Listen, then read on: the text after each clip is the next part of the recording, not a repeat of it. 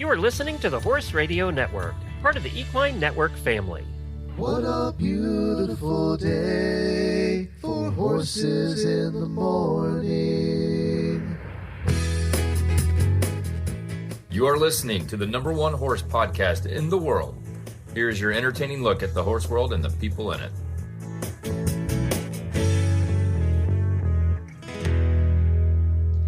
Well, good Wednesday morning, everybody. I am Glenn the Geek in Ocala, Florida. And I'm Jamie Jennings in Norman, Oklahoma. You're listening to Horses in the Morning on the Horse Radio Network for Wednesday, February 5th, episode 3620, brought to you by Poseidon Animal Health. Ah, Wednesday, the day we cover Glenn's favorite topic, horse health. And Jamie makes you feel better about yourself with the latest weird news from around the world. Happy Wednesday. Well, let's hope it's a happy Wednesday for everybody. We have a fun show planned for you today. We have a couple of our auditors on. First up, we have Auditor Jenna. She's with MVR Designs, and she's going to talk to us about her new Equine Memorial Collection to celebrate our friends who have crossed over. Plus, Dr. Erin Roddy from Poseidon Animal Health joins us to answer the most common myths regarding colic. I think colic is the one that has the most myths of all of them out there. Oh my gosh, it sure does. So what's true, what's not true? We'll find out from Dr. Erin, one of our favorite guests. Plus, we have some weird news. And in the Auditor Post Show, we have our Wednesday Spotlight. And that's Molly Sherwood is going to join us. So we hope that you hang around and meet Molly in the Post Show.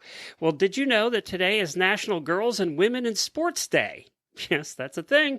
And I think our listeners have that one covered. I think we're And it should be, Glenn. I think we're considering that 99% of our listeners are women and they all are in the horse sports, we're covered there.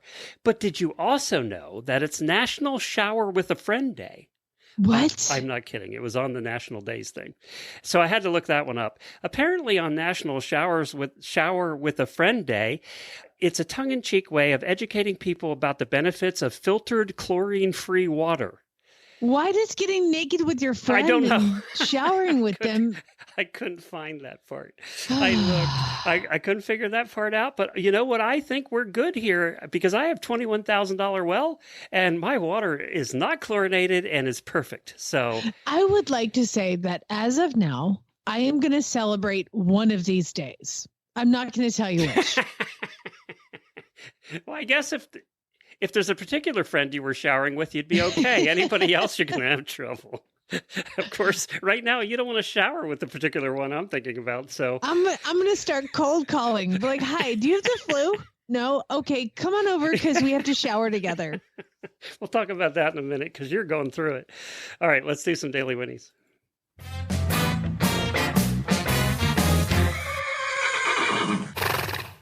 We have one of these.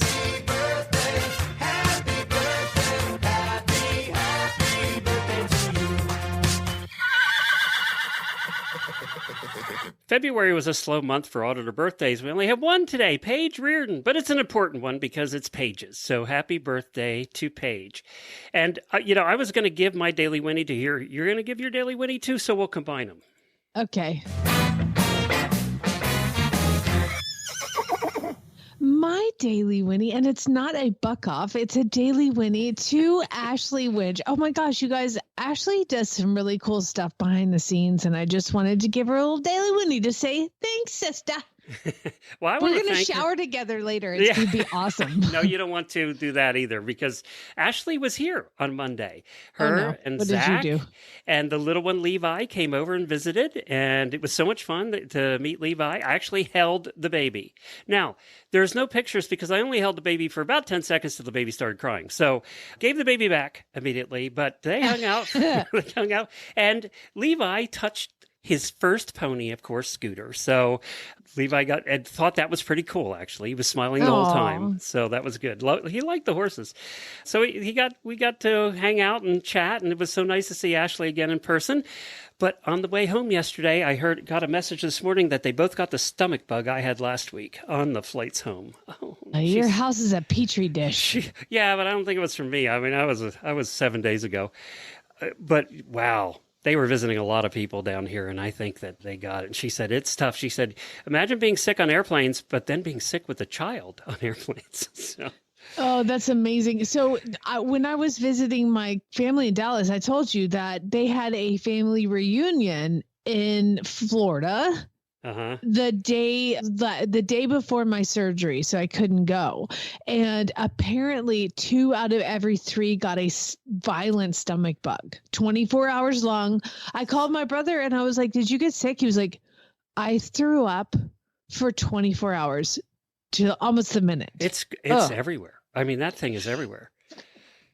It's crazy. Now, your house, is that what everybody has, or? No, I am the last man standing in the fight against the flu. Oh, geez. Yeah, so I'm not showering with anybody. You should be all right. I know, but Anna was sick when I was sick over the holidays, and she's sick again. Oh, no. Then Lucas got sick, and then Chad last night was like, oh my God, and he didn't sleep all night. And when he doesn't sleep all night, I don't sleep all night. He's not flying a plane today, is he? No, he's got this whole week off, so we're good. We're good. He's not going to infect the whole plane. But yeah, I mean, it is crazy here in Oklahoma. Everybody has the flu. And I was like, that's it. It was like last week. I was like, I'm going to get the flu shot. And so I call him, I Google, like, how soon does the flu shot work? Because I need it to work like right now. And you're not I don't actually think it's that quick, is it? No, it's 2 weeks. I was like, well, I'm already in it now. It's not the next minute. We'll see how it goes. Everybody, if you could have a moment of silence for the health of me, because somebody has to be healthy up in here. Or one of those old-fashioned scuba diving outfits with the big bubble on your head. That's what you need. Well, I'm hoping the horses don't get sick, because 2 days ago it was 78 degrees. And then yesterday the high was 40. Okay, let's ask her about that. Let's put that on the list. Temperature changes in colic. We need to ask. Good idea. Yeah, we need to ask that one. Well, I hope you hang in there, or I'll be doing the show by myself on Friday. Yeah, you'll be here. Hopefully Ashley will be better and she can take over. Jeez, half the world's sick right now. I mean, to the point where your schools were closed. That's crazy. That's nuts. I know. The schools were closed and Anna wasn't sick, and schools reopened and now she is sick and Lucas is sick. It's like, I pay too much money for your private school for you not to be there. So I'm going to need you to buck up, but I'm letting him sleep in. He may go in at lunchtime. Let's not send him sick. He'll get the rest of the place sick. Well, you know what? Maybe they need to close down too. One of those moms. Oh yeah. What else do we need to chat about here before our first guest? Oh, I have a question of science. Okay. I would like to know, what is every person that is listening to this podcast? You can email me, jamie@horseradionetwork.com. We'll post something in the auditor room. I wanted to remember that poll I did, the poll about what dog is, you had a thing, what dog is most popular in which state. Yeah, so I sent out everybody tell me what state you live in and what dog. I even contacted old high school friends from Hawaii to find out what kind of dog, and so I figured out what very, very terrible, I would call it like a broke-ass poll. I didn't really have a whole lot of controls, but I figured out what dog in real life was the most popular in every state. Now I want to find out I'm going to do a very easy poll here. What is everybody's favorite color of horse?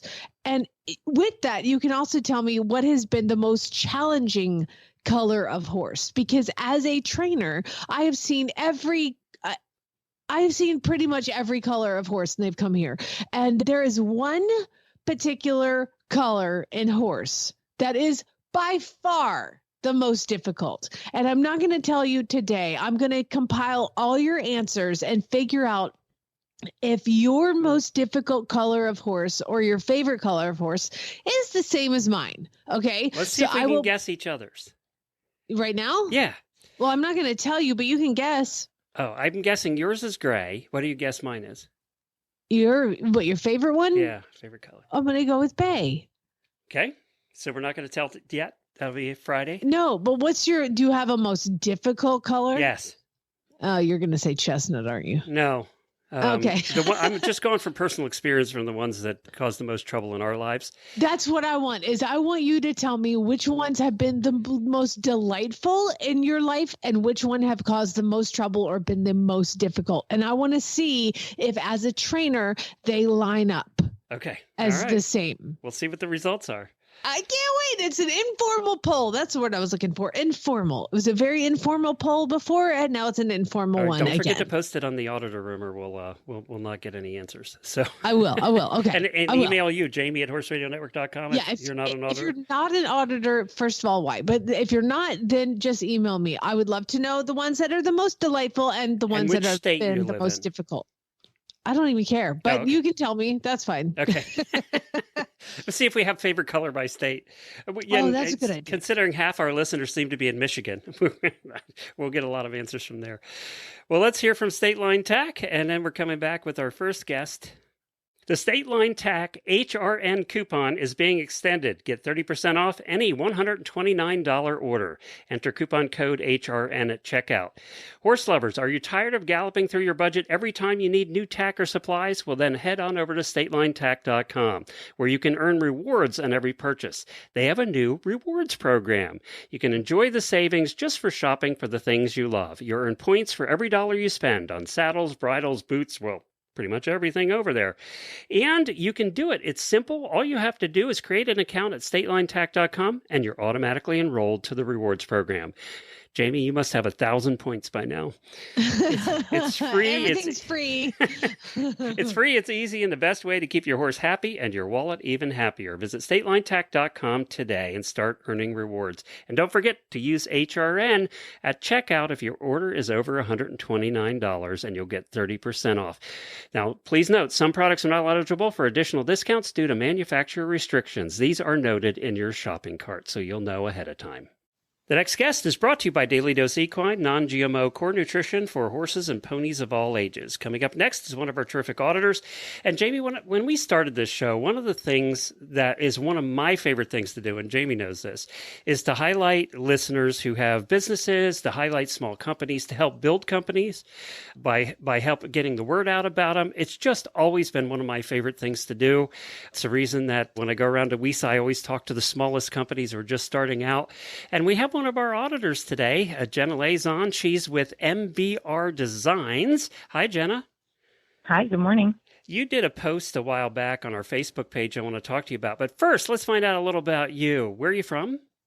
I'm from Hope, BC, so it's just outside of Vancouver, Canada, just about 2 hours north of Seattle. Oh, okay. Now, Jenna, let me stop you real quick, Glenn, because I'm pretty sure you just pronounced her name wrong. How do you He did, but it's a badge of honor. That's my middle name, Lee. Okay. Lee, okay. But don't correct him, otherwise my birthdays won't be announced wrong for the rest of my life. I won't remember. Right. Sorry. Don't worry, he'll forget. I'll forget by then, so you don't worry about that. Did he just pronounce Lee wrong? How did he pronounce Lee wrong? You're right. It's a badge of honor. I don't be quiet. know. Then if it's Lee, it should be Lee. It shouldn't have all those extra I's and GH's in it. I know. We just like to be special. Yeah, you're doing it. You spelled it wrong is what I get out of that whole thing. She's I'll let my parents Canadian, know. Glenn. Yeah. Speaking of which, so Vancouver is known to be wet and cold. Are you snowy and cold a couple hours north of there? I'm just east of Vancouver, and we're actually just going through our very first winter blitz right now for about the last 4 or 5 days. So I have a whopping 1 inch of snow on the ground, but we do have negative temperatures today and some gusty winds. Ooh, fun. Fun, yeah, that sounds like a joy. Mm-hmm. So, how many horses do you have? We have 5. Okay, and do you compete? Do you show? Do you trail ride? What? I hope to show. I showed a little bit a year ago, but my horse is just coming back off of having my fat Andalusian is coming off of a little bout of laminitis last year, so he's back going under saddle. And then I have a coming 6-year-old that I'm hoping to get out this year, and then I've got 2 coming 3-year-olds, so hopefully they'll start having a real job, and then just an old retired broodmare. Are you dressage? Yes. Okay. That's what I thought. She has a fat Andalusian. I Oh my heard that. God. I'm like, can't believe you would have a fat Andalusian. That's so weird. Yeah. We're going to the talk best. about colic today. You might want to pay attention to the next segment. So, Good on that front, but well, that's cool. You know, we haven't met too many people on the show that have been listeners with Andalusians, so that's kind of cool. So one of the things, well, the reason we have you on is to talk about your company. Tell us about MVR Designs, and then I want to talk to you about a line that you have that we get questions about this kind of product all the time. absolutely. So MVR Designs, MVR stands for Mountain View Ranch, which is what I affectionately call my little hobby farm here in Hope. And it started back a little bit before COVID. And I've always been a crafty hobbyist type person. And, you know, some smart side of me thought it would be a great way to supplement my income to help pay for my very expensive other hobby, horses. So I do a little bit of everything, and I've kind of narrowed down my niche now. I mainly do drink tumblers and T-shirts, but I had this problem that I wanted to resolve. So I've had horses for going on 30 years now, and I have had to say goodbye to a few of them along the way. And like any dedicated horse person, I have cut off a snippet of their tail and labeled it and put it in a bag and put it away in a drawer. And I never quite knew what to do with it because I'm not much one for wearing jewelry. And there are some beautiful jewelry artists out there that make great horsehair jewelry, but I personally would never wear that, so I wouldn't appreciate it.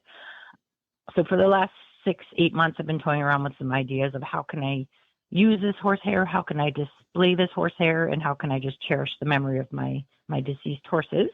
So I came up with what's called the Equine Memorial Collection, and it's a few different products that I offer on my website.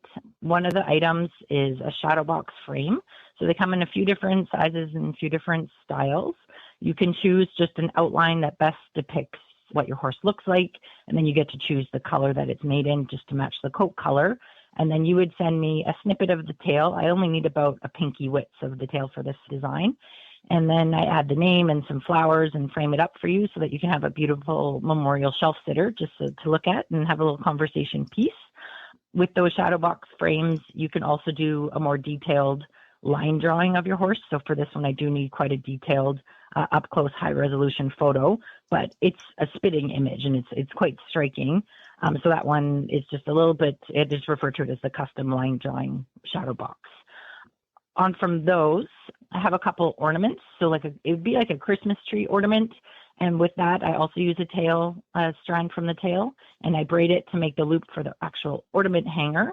And then you would send me photos of your horse, and it's a double-sided ornament. So you can choose to have pictures of your horses on both sides, or you can have a photo on the front and a little sentiment on the back, and you can display it on your Christmas tree or on your house, in your house year round. And I am working on some different varieties of that one coming up shortly here. And then the final product in that line, it's my stirrup shelf sitter collection. And I make these out of both English and Western stirrups. I also do a deluxe variety where I, paint the stirrup and add some little decorations to it just to make it look like a piece of art. And then use some jute twine and flowers just to make it a real statement piece. And those ones also have the ceramic ornament on them with photos on both sides or a photo and sentiment. And then I do have a couple new products launching shortly. I do have a leather keychain that will be coming out shortly, and it will just have the horse's name on the back and a cutout with the tail to sit in. But that's not quite launched on the website yet, but stay tuned, and that should be there soon. Yeah, so that's the Equine Memorial Collection. If you click on the link, there are things there for just the everyday horse enthusiast as well, some apparel and photo tumblers, some custom items. Well, do you have any questions? I have to say the stirrups were what caught my eye in the Memorial Collection because they were different. I haven't seen anything like it before, so that caught my eye. Plus, the other thing that caught my eye, I don't know if Jamie's looking at these, but the prices are great. I mean, they're really good prices. And it's in Canadian, so it's like it's free. Yeah, we can get it free. I assume you ship to the United States. Yes, Canada and U.S. right now. Yep. Okay, but I mean the frames. You're talking $25 to $40. $40. I mean that's That's really good pricing. I don't know how you're making any money doing that, but this is one we've had posts in the Auditor room all the time. I have my horse's mane, I have the tail. What can I get done with it? So it's a common question we get, and I know that you saw those too. So I'm glad you added that to your collection. But I made the unfortunate mistake of first clicking on your ceramic mug collection this morning. And I could not stop laughing because there's a couple of these I want to get Jamie, actually. Did you look at the equestrian apparel shirts that I have? Oh my gosh. You actually have the shirts that say, I wouldn't pass a vet check. And you're not a small Chinese company that's going to scam you out of money. I love it. I love the ceramic mug. First of all, I'm a delight. And I just love that one. Plus, then there's all these others that we can't say on the air because well, this one I can say. After Tuesday, even the calendar says WTF. I like that one. There's so many good ones on here. This is going to be on my Christmas list for sure. These are fantastic. Yeah, we can't say most of them, but they're very funny. My favorite is, and I won't finish it, I do not spew profanities. I enunciate them clearly. Someone got that one for her grandma this year. It was quite a hoot at the Christmas table. Oh my gosh. I bet it was. No, these are great. And they're original. I have not seen these before, which is, sometimes you see this stuff and I go to all the trade shows and it's the same sayings on all the shirts, right? Mm-hmm. But yours are definitely different. Thank you. And I do, I would say 80% of my business is mostly custom work with using photos and doing custom photo tumblers, photo t-shirts, or just something unique for events. If you're going away on vacation and you need a tumbler to go with you for the whole group to celebrate or a special event you're celebrating, I'm happy to do custom work. And that's kind of the joy and the passion that comes out of the job. Well, these are great. I love this. I love the fact that it's, you're doing it out of your farm and you did it to make some extra money to, get the Andalusian well. So good job. Good job. Thank you so much. Well, the website is mbrdesigns.shop, mbrdesigns.shop, not .com, but .shop. And we'll put a link to it in the show notes and also your Facebook page as well. And we do appreciate you coming on. Ashley had another... and I did... yeah, go ahead. Oh, I did make a custom coupon code for H&R listeners. So if you put in HRN in checkout, you'll get 10% off. Wow. Nice. And she is a listener. She knew that she had to use coupon code HRN. Mm-hmm. You're good. Mm-hmm. Yeah, and Ashley has one question for you too. And she said, what's your favorite part of being an auditor? Definitely the Facebook group and just having that connection with everyone. That's my one thing I miss about having my horses as home is I don't have much of a horse community. So just being able to chat with people and listen to you guys every day, it's like we know you. Well, we're glad that you're here, and we hope you make some sales. And let's do a reminder around the holidays too, maybe in November, and we'll remind everybody that you're there. Perfect. Sounds amazing. Sounds good. Thanks, John. Hanging out here with the mad scientist who developed daily dose equine horse feed formulas, Janet Geyer. And you might wonder, whenever I get my horse feed delivered to my door in Maryland or Texas or California or Missouri, am I getting the same horse feed? And the answer is? The answer is that it is always the same formula, always the same horse feed. We don't change ingredients. We are a fixed formula feed mill. I am pleased to welcome to the show Dr. Erin Roddy. She is the Chief Veterinary Officer from Poseidon Animal Health, and we are going to talk today about the myths regarding colic. Hi, Dr. Roddy. Hello. How are you guys today? We are good. Thank you so much for joining us to talk about this because, we've covered colic, and I feel like I'm not a colic expert, but I'm a horse in distress expert because I've seen it out my window so often. But there's always certain things that people say regarding colic, and there's myths. And so what I was going to do was take my very good Oklahoma accent and present you with a myth, and you can tell me if my Oklahoma country brain has gotten them right or gotten them wrong. Can we do that? Love it. I love that. Let's do it. Because this is stuff like if you post something on Facebook, these are the things that you're going to see. And these are some of them, and some of them might be true. So I guess the first one that we've seen, and Glenn and I compiled this list, and I think you helped too. So the first one is, hey, only horses that eat grain get colic. Mine don't eat grain. Absolutely not true. That is definitely not true. Yeah, we need a buzzer for this. Buzzer.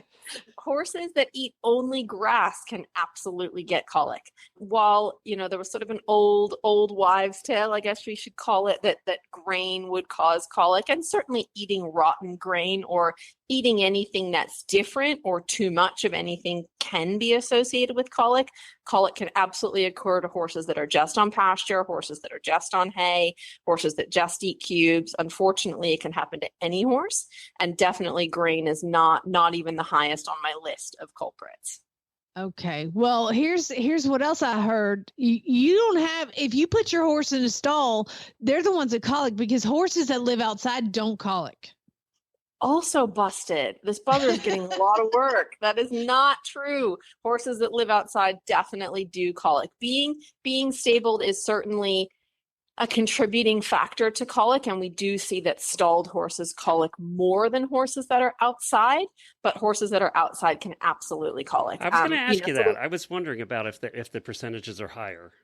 They are higher in stabled horses, certainly. And I think the biggest contributor to colic, for me, in what I see is dehydration. So horses that don't drink enough.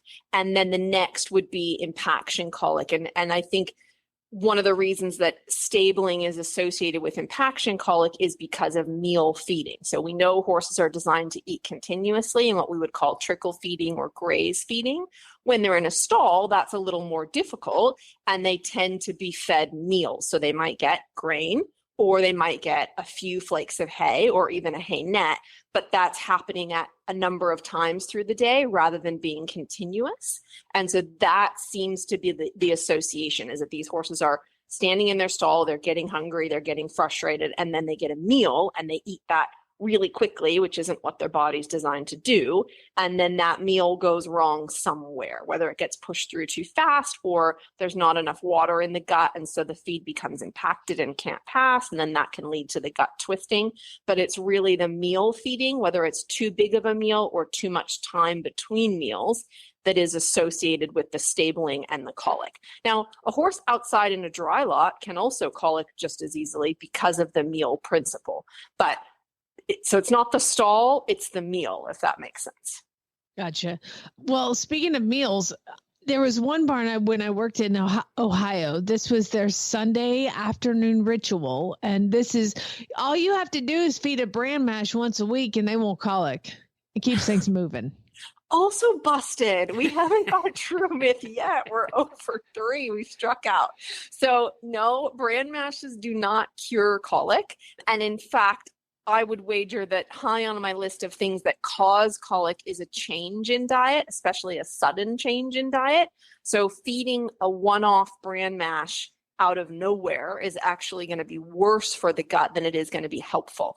I think where that comes from is the idea that obviously the more hydrated our horses are, the better everything passes through their system. And that probably feeds back a little bit into our outside versus inside, is horses that are on pasture are generally consuming more grass, and grass is actually mostly water. So those horses, it's easier for them to stay hydrated even through changes in temperature, because horses get into a routine of drinking, right? They drink a certain amount of water at certain times of the day. If the weather changes, their system may not catch up quickly enough, which is why, I don't know if we're going to get to this myth, I might be ahead of you, Jamie, but a lot of people will say, oh, horses colic when the weather changes. And that's true, but it's not that it's the change in weather that for some reason causes them to colic. It's that their hydration status hasn't kept up with the change in weather. So it might get cold, they're not as hot, they don't feel the need to drink as much water, but they have the same amount of feed sitting in their intestinal tract, and all of a sudden that becomes dehydrated because they haven't consumed as much water. So certainly feeding wet feeds, I think, is really important. And I'm a big fan, we've talked about before, of wet beet pulp or wet. I mean, I always wet my feeds. I like them to be pretty sloppy. Bran I would stay away from because it's actually an indigestible starch for horses that they're not designed to eat. wet feeds for sure, but let's keep that consistent. Let's not just do it randomly. Wow, interesting. That was number 9, by the way. So you jumped way ahead. Can I throw a related one in there? So obviously their grass has a lot of moisture, yes. But in the wintertime, grass is dead. So do horses tend to colic more in the winter than the summer? That's a really interesting question. It's very variable geographically. I think the biggest thing is that horses colic when there's change. So if you live somewhere like Florida, where the weather changes really quickly and you can go from one extreme to the other really quickly, you will see more incidents of colic than maybe somewhere like Minnesota or Oklahoma, where the seasons tend to come on a little slower. In Florida, for whatever reason, winter might show up one day out of nowhere and feel very extreme. And then a couple days later, it seems that summer has come back. And that really puts the microbiome out of whack and also puts the horse's hydration status out of whack. Where in other places, even that experience more extreme seasons, I mean, you might have 5 or 6 feet of snow on the ground, because those seasons come on a little slower, the horses have time to adjust. One of my big tips that I want to make sure I get out there is the cheapest form of colic insurance I think that exists is table salt. Feeding your horse 2 tablespoons of table salt every day will prevent a lot of colic because it keeps horses drinking regularly. Having that salt in their food encourages them to drink despite the weather changes and despite what their internal system is telling them.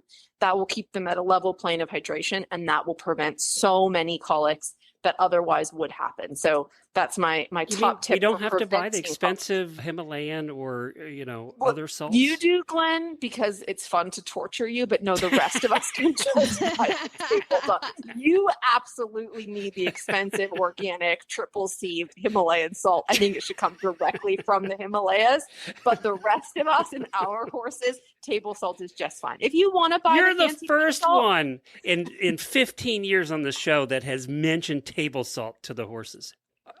Really? Has that ever been mentioned, table salt, before? No. It's always, electrolytes or, something else. But first one. Table salt is just fine. And again, no more than 2 tablespoons is really necessary. If you want to feed electrolytes, and I'm certainly in places where horses sweat a lot, I'm a big fan of electrolytes replacing what is lost. I do find now that most good quality complete feeds contain electrolytes. So, you got to be careful that you're not overdoing too many things. I certainly feed my horses electrolytes here in the summer in Florida. They work, they sweat hard, but regular salt is just fine.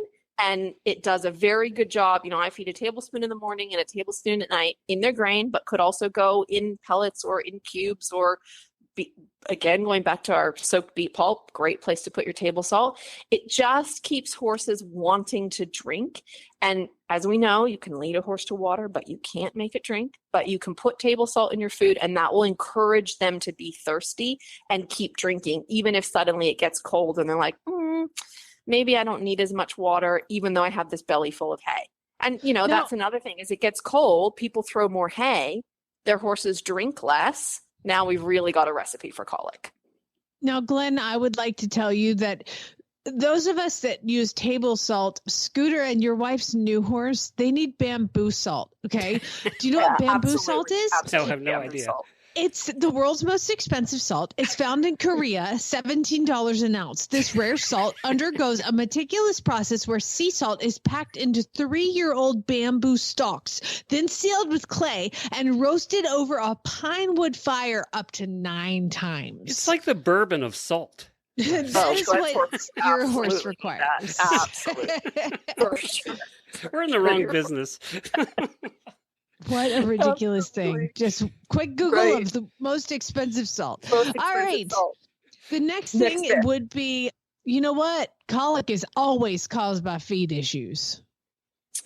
Not true at all. And I would say would actually be, again, lower on my list. So really high up causes of colic is actually parasite burden in horses. So horses that are not dewormed properly and have a high parasite burden causes a lot of colic. The other one that I think people forget a lot about, which maybe goes along with feed issues, but is the cause, not the symptom, is actually dental care for your horse. If your horse's dental care is not up to date, they are not going to be able to chew and process their food properly. And so I see a lot of impaction colic because the horse didn't chew the hay well enough, not because there was anything wrong with the hay. So making sure that your horse is seeing a qualified dentist or a veterinarian that does dentistry at least once a year. And I recommend, for horses under 6 years old, I like to do that twice a year. And then once we start to see aging changes in our horses' mouths, and that can occur 14, 15, some horses it doesn't occur until their 20s. Again, I like to see those horses more than once a year, so 2 or 3 times a year, because the mouth changes constantly in a young horse and in an older horse, and we need to make sure that their mouth is doing the job that it was designed to do. If they can't chew their food properly, they definitely can't digest it properly, and that will cause colic issues for sure. Well, I have our next one was colic is a death sentence for older horses, but I would like to tell you, I have an older horse, and you talked about dental issues. So he's had so many teeth pulled that he eats, he won't eat hay anymore. He can't eat alfalfa. He'd love to. So we take alfalfa pellets and beet pulp and mash and his senior grain, and we put that in a big bucket and give it to him, and he just all day eats it whenever he wants. What a life. Yeah, right. But the problem with going to the dentist is, and he's between 30 and 33, and he's a draft cross, and he's amazing. And I've had to make this decision because the last time I took him in to have some teeth pulled, it was just so expensive, and it really was miserable for him. Apparently the whole thing was just incredibly painful. He was very violent in the whole thing, and I have to haul him to the vet. And I'm kind of at the point now, and correct me if I'm wrong, but I'm kind of like, as long as you're eating, I'm just going to let things happen, because I tried to weigh the what's it? Not the, kind of like pain management versus he's still eating and I can just make this food for him. But I think it's definitely important. Everybody's got to make a personal decision about their horse, right? And quality of life is really important. And that's where I think having a good relationship with your veterinarian and your dentist is really important, because you want your veterinarian to be able to look at your horse. This is going to sound a little harsh, but your horse is on a timeline now. He won't be with us forever. So we need to look at, are the next, 1, 2, 3, 4 years of his life, is the quality of that life more important than whether we can extend that out longer? Yeah. And that's always what I talk to people about senior horses, is that absolutely pulling teeth is not a fun thing in a horse. Those teeth are not really designed to come out. It's not a fun thing in a person, and a horse's tooth root is much bigger and much stronger than a person's is. So absolutely pulling teeth can be very traumatic, and you need to make sure that whoever's doing your dental work is very experienced, particularly with the senior mouth. Now, normally, and this probably has nothing to do with you, but has to do with the horse's history, if we've had good regular dental care all along our lifetime, we're less likely to end up in dire straits at the end. But that doesn't necessarily help someone who's acquired a horse at the end of its life or even in its midlife. And there's some congenital things that predispose horses to having a bad mouth. I bred a horse with a bad mouth. And the first time the dentist looked in the mouth, they were like, oh boy, this is going to be a lifetime of problems, because we came out with a bad mouth. But I think it's just really being on top of that care regularly, and then making considered decisions about whether extremes like pulling teeth is more important than just keeping the horse comfortable.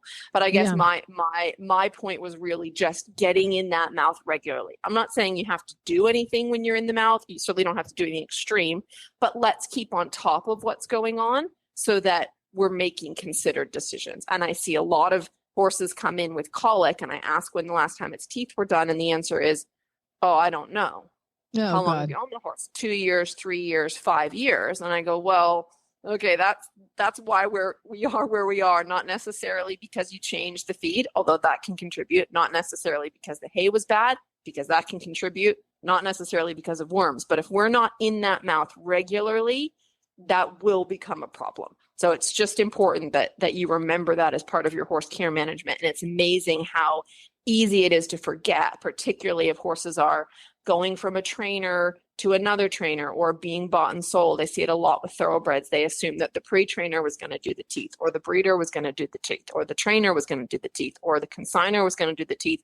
And they can go through several barns in a couple of years, and all of a sudden, no one's actually done the teeth because they assumed somebody else did it. So Right. I have a policy. Every horse that comes through my door, the first thing I do is look in the mouth and find out when the teeth were done. And the Interesting. number Yeah. of horses where it hasn't been done would really shock you. Yeah, I know. I would imagine I see a lot coming through here, and a lot of them that come from the track actually are overfloated. That's one thing that we've noticed with a lot of them when they would first come in. They're just overfloated Ground at the them track. down, huh? They just get really into, grind them down. So it's definitely been a thing here. Like sometimes I have to wait. They still need to be looked at, and they get looked at when they go to the rescue. But a lot of times they are overfloated, which is just crazy. The horse that I'm talking about, hey, I've had him 15 years. His previous owner had him 15 years. So like he has had everything, but he's just had really good care. Yeah. Yeah. And it's just one of those some of things. our draft horses are predisposed to, bad teeth, unfortunately. And the other thing we've got to remember, again, not to be Debbie Downer, but horses weren't actually designed to live to be 33 or 35. Yes, but I will in just stop you evolution, because this one lives forever. Right.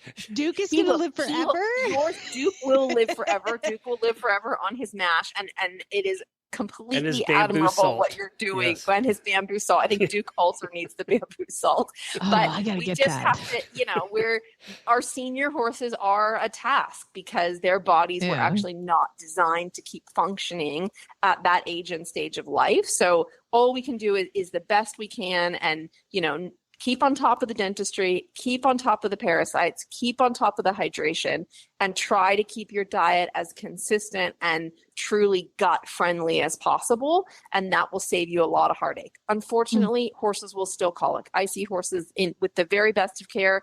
I've seen plenty of horses in my own barn, where I would think that I should really know what I'm doing and be doing a good job. And sometimes it just happens, things like strangulating lipomas in a senior horse, which will twist around the gut, and most of the time can certainly be a death sentence. There's nothing anybody can do to prevent that. And even with surgical intervention, a lot of times we're unsuccessful. So colic, there's a lot we can do to prevent it, but then there's also a lot we can do where unfortunately there's nothing we can do.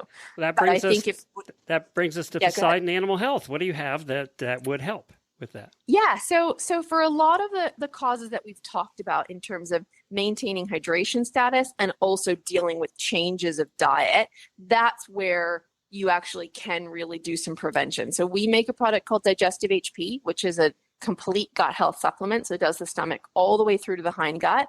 And in particular, in terms of preventing colic, really strengthening that microbiome and making sure that microbiome is robust and is going to be able to withstand changes in feed. Because like you said, we do see changes in feed. We see hay changes, we see grain changes, we see changes in the pasture. That's not something horses are actually designed to cope with. And it certainly can be one of the contributing factors to colic. So doing that is really important, keeping that microbiome as robust as we can. And then we also make a product called Stress Paste, which is an oral paste that can be given anytime. It's completely natural, drug-free, but it contains a really cool ingredient called betaine, which actually maintains cellular hydration and helps keep horses from getting dehydrated in the gut. Because one of their evolutionary predispositions is that when they're in a fight or flight state, they pull fluid out of their gut to go to their blood supply. Well, they still do this even though they're no longer being chased by lions. They do it in the trailer, they do it at new places, they do it when they get a new neighbor, but that leads to them not being as hydrated, and that can lead to colic. And the other thing we've put in Stress Paste are some B vitamins, which actually encourage horses to eat and drink. And that's something that we see reduced in times of stress. So I love to use Stress Paste whenever I'm going to make a change in my horse's life, whether that's traveling, competition, or feed. And I also love to use Stress Paste as soon as I see a colic. So if I've got a horse that maybe they're pawing a little bit, they're not interested in their bowl, and I'm going to call the vet, I would whack a Stress Paste in them straight away. And the number of horses that I see come through a mild case of colic just with a Stress Paste is amazing. While we're waiting for the vet, or the vet gets out there and they go, oh, actually it looks really good now. They go back to eating, drinking, they pass manure, resolves gas. So it's something I think everybody should keep in their tack trunk. Like I said, it's all natural. You can give it while you're waiting for the vet to come, and it really helps just coat that stomach and stabilize the microbiome and work on that hydration status. So those are the two things we do that you can include to help prevent colic, alongside the other really important things: teeth, deworming, salt. Don't make big changes. Don't give bran mashes once a week. And they can get that right on the website of Poseidon Animal Health. Absolutely, they can. I wanted to mention, too, you have a presentation coming up at the World Equestrian Center this month, don't you? I do, yeah. So I'm actually going to do one on the 12th of February at the World Equestrian Center. That is at 6 o'clock at night, and we're doing that in conjunction with Triple Crown Feed. And it's open to the public. Anyone can come. So if you want to jump on down to that, we're also doing another presentation on the 15th of February at the All for the Horses Expo at the World Equestrian Center. And that's going to be a great weekend. The All for the Horses Expo is full of vendors for all different horsey things: feed, supplements, gear, artwork, everything. And then there will be a series of talks on the Saturday afternoon. Mine is at 2 p.m., but there's educational opportunities all afternoon on Saturday. So that's free to come. And yeah, I'd love to see people there, and we'll do some education. We're going to talk about nutrition and stress in horses, which all of our horses deal with stress, except for Glenn's, because they get the bamboo salt. So that's fine. Right. No. I've actually done a little more research, and I really think that the two salts that you should work on is the Hawaiian black lava salt that comes out of. Go. Yes. Yeah, it's in a volcano, infused with activated charcoal. And then there's also, Glenn, the Persian blue salt that's produced in the ancient salt mines in Iran. So that can't be cheap. No, that can't be cheap. But I would wager probably still cheaper than colic surgery. Yeah, maybe a little. I personally would go with the Hawaiian salt, because that just sounds like it would also be relaxing. It's going to have like a tropical vibe to it. But maybe you should get one of each. And I would definitely wager that is going to be cheaper than a colic surgery still. Yeah. I agree. Everybody else, though, just splurge on the Himalayan I'm salt. thinking about trying to make that bamboo salt here, because we have a lot of bamboo in Florida, and I need something to do in retirement. So I'll just make bamboo salt. Perfect. Yeah. Perfect. I think so. This is going to be how you make your fortune. That's Glenn. it. And I'll contact you guys for distribution, okay? Distribution. Well, I think you should get ready. Have a stand at the All for the Horses Expo, February 15th and 16th. And let's better get roasted. Out there. We got to go. Talk to you later, Erin. Glenn's busy. Thanks. Time to learn why some days you're embarrassed to be part of the human race. In Jamie's Weird News. Yes, it's that time of the week again where we let you know what's going on around the world that is very strange. And if you are, I would love for you to contribute to this segment. So if you're ever reading the news and you're like, whoa, that's so weird, email it to me, weirdnews@horseradionetwork.com. And just like these people did, we've got Delia, Karina, Carrie, Laureen, Shelley, Glenn, and Janelle all sent me weird news stories. The and numbers are up this week. They were. I was getting a little nervous. They had some people jump in. So thank you very much. And we're going to start. Guess where we're going to start? Florida. No. Oklahoma this time. You guys know how much I love/hate when police officers tweet really bad puns. Mm-hmm. Okay. Well, the Tulsa Police Department brought it strong. The title of the tweet is called Cops Chasing Pigs, and this is the first line of what they wrote. Contrary to what the title implies, this was not police officers chasing other police officers. On around 12:20 a.m. on February 1st, officers were called out to a hazard in the roadway. When officers arrived, they found a large pig in the street. They attempted to detain the swine. However, the pig was less than compliant and would not obey commands. As is often the case, food is a strong motivator for compliance. Unfortunately, nobody had any donuts in their car, but an officer had a box of crackers and tried to coerce the pig into cooperating. While the overzealous porker took a nibble on the officer's hand and took off running. Apparently, it bit the bejesus out of this police officer's hand. Okay, so it's like, here, piggy, piggy, piggy. Ow, you son of a... I can't believe they didn't shoot. It ended up, they said it went off on a short hoof pursuit before animal control arrived and took the pig to a safe place. Hashtag Tulsa police. Oh, I thought the hashtag was going to be hashtag bacon. I really No. Well, we're going to go directly back to Florida and the scene of another ridiculously punny news story. Okay, but go ahead and play the sounder.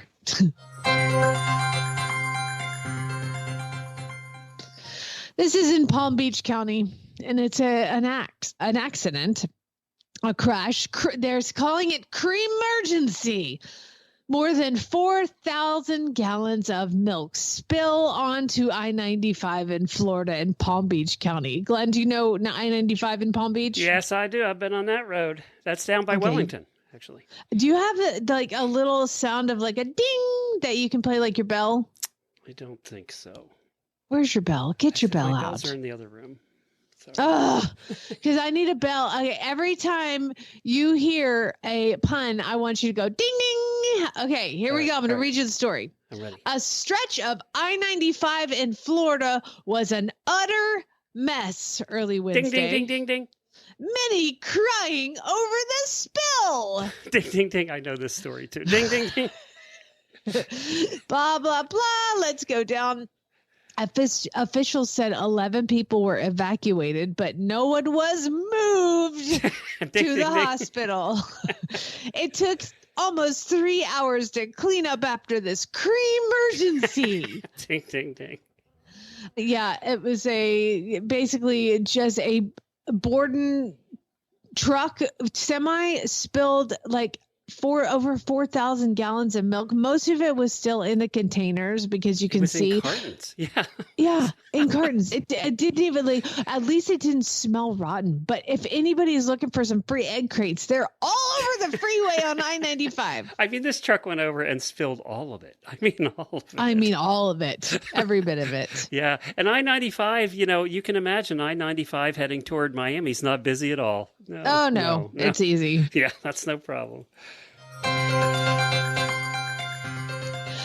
This is one of my favorite type stories. When you go shopping at Goodwill or a garage sale and you find something that might actually be valuable. And now I'm getting to the point where I'm looking for some like stools to go around my round pen. And so every week I go to Goodwill and I've started looking up the little trinkets that they have because I just know one day I'm going to find a jar that's worth $300,000. Well, this story is interesting because there was somebody shopping at a garage sale in Minnesota and they found this painting. And for garage sale prices, they really spent a lot. But it was a painting in a Minnesota garage sale and they paid $50 for it. $50 for a painting in a Minnesota garage sale. Well, turns out it has now been verified that it was a long lost work of Vincent van Gogh. I'm sorry. Did you hear what I said, Glenn? I did. It is a painting from Van Gogh that was bought in a Minnesota garage sale. Van Gogh. So if this painting comes to, they're running all of these tests on it, it could be worth $15 to $30 million. $1 million. What's wrong with you? Have you already heard this story? Are you not shocked? I am not shocked because I did see that story. Oh. But the part I didn't understand is the guy who got it, then he sold it to someone else before they found out. What was the... Yeah, so he sold it This is the part I didn't understand. So the painting was purchased for $50 in a garage sale and then was sold to LMI Group International, a New York-based art research firm in 2019.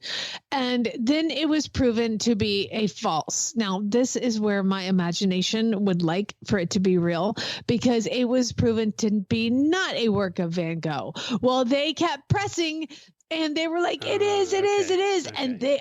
And I think they gave I'm not like a conspiracy theorist, but basically at this point, there's the word Elamar in the bottom corner when they're saying that's the title, and they've analyzed the materials used to create the painting, and there was a red hair found in the painting, and they've done DNA analysis of it, and they've determined that it comes from a human male.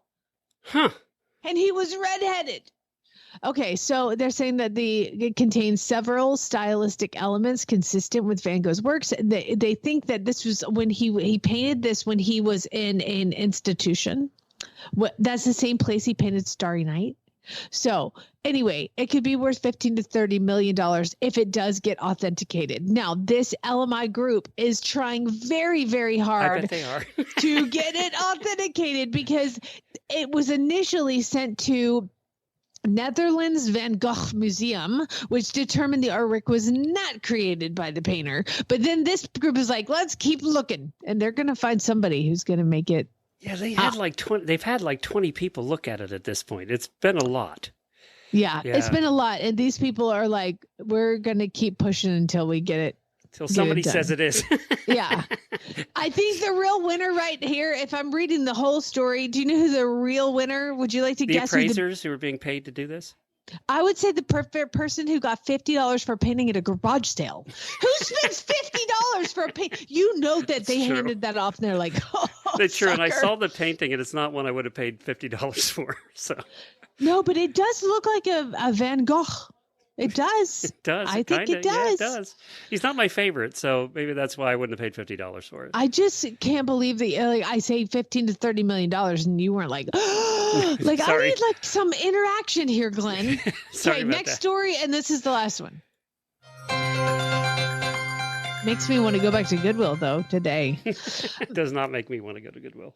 So the police is in Norwich, Connecticut. Oh, that's where my whole family's from. Oh, really? Originally from Norwich. That's right. What were they doing this past weekend? I still have a brother who lives up there. Is his name Logan? No, it is. Oh, okay, good. Because 28-year-old Logan Murmazafari was driving home, and he was going very fast, very, very fast. So fast that he was clocked by the Connecticut State Police clocked him at 130 miles an hour. That's on booking. 395. Oh, yeah, 395 is known for that. At 1 a.m. on Sunday morning, okay? So he was pulled over. He was driving a Kia. I can't believe he could go 130 miles an hour in a Kia, but whatever.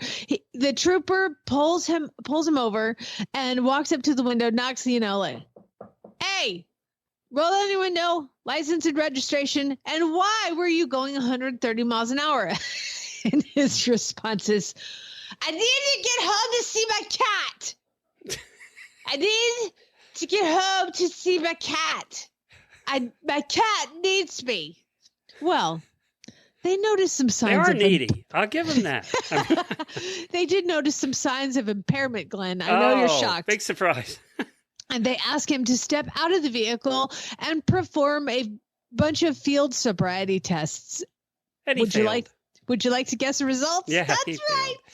So fail. Scary to think that we have drunk people driving 130 miles an hour. 130 miles an hour. I couldn't drive 130 miles an hour sober. Oh gosh! And I told you in my Hyundai we were driving from Dallas to Oklahoma City trying to outrun the storm. And I was like, Barrett, if you've ever had the permission to go 100 miles an hour, now's the time. So we started going 100. It's terrifying. I was like, never mind. So I was like, keep it to 90. In a Kia. I don't know. Yeah. It was my Kia Soul would not have done 120. He must have a special Kia because mine would not have done that. 130 in a Kia, you feel like the wheels are going to fall off. It had to be shaking. It had to be shaking by that point. You know what, though, Glenn? The man was trying to get home to his cat, okay? Well, it is important, because the cat has needs. Cat needed him, but the cat did not see him for an extra special amount of time because he was then arrested and taken to jail. Cat's now starved to death at home. Yeah, poor kitty. All right, well, these are I got a question before we go. Oh, gosh, okay. Yeah, all right. Well, first of all, yes, go ahead and give the plug. Sorry. Weird news at horseradionetwork.com. Send me your stories. What is it with hoses nowadays? We cannot find a hose that lasts more than 10 minutes. I don't care what I pay. I bought the expensive hose the other day, and it still had a leak. And I don't know. Like a leak where? Like in the middle of the hose? No, it was toward the end, like where they always leak. But we've had a couple hoses that in the Florida sun have just disintegrated and leaked everywhere. But yeah, well, I'll tell you, in Arizona, hoses is a thing, and we lost so many. And finally, we went to. Yeah, that's what I'm asking. Is there a brand? Yeah, so we went to Lowe's. I think Lowe's or Home Depot, and there's a dark gray one that we moved here with. They're still going, and they're contractor grade, and they have a lifetime guarantee. And so twice a horse stepped on them, and I took them back in, and they just handed me a new one. Really? So look for lifetime guarantee. Now, what I did yesterday, it's funny you mentioned hoses, and I think the main thing is you want to find one that says contractor grade, not just hose, like not for home people. We need contractor people. So I bought one yesterday at Costco for $25, 100-foot contractor grade hose. So I will let you know how that goes. But I mean, Chad was like, we don't really need another hose. I'm like, it's 100-foot contractor grade for $25. It's free. You put that in the cart. I would have done it, but I only have one arm, Glenn. But I wonder how much Costco has cost people in impulse buying. It wasn't an impulse. And what we actually went in for was for some patio furniture. So do they have it out this time of year? They did. It was out for the last month, and I was so scared it was going to be gone because we had to vacillate on it. It was expensive, and I was like back and forth. And Chad was like, we don't need it, but I really want something nice outside. I'm like, but it's really nice, and I think we're going to like it. And he's like, but it's so expensive. I'm like, you're right, it's so expensive. And but you know what? We're marching towards death, Chad. Did that work? The damn furniture. Hell yeah, I got the furniture outside. He's putting it together right now. It's so nice. We had to get it high enough to where Homer wouldn't jump in the seat because Homer likes to jump on the outdoor furniture and he hairs all over everything so that he can't sit down because it's like white hair everywhere. Yeah. So I got these taller ones and it's a fire table. Oh my God. I might need a link because we need to get something for the deck I'm building out front. Oh my God, it's amazing. Yeah, it was in Costco. Just don't walk to Costco, run, because there weren't that many left. Okay, all right, good. Thank you, everybody, for joining us and putting up with us. We appreciate it. Auditors, hang on. You got more to do. We have Molly Sherwood, one of our terrific auditors, joining us for the Auditor Spotlight on Wednesday. So we're going to learn all about Molly and where she's at in the world. And then tomorrow is Mary Kitzmiller and Jennifer will be here doing training. And then Friday, we have some really bad ads. Get them into Jennifer at horseradionetwork.com. All right, spay, neuter, gal, everybody.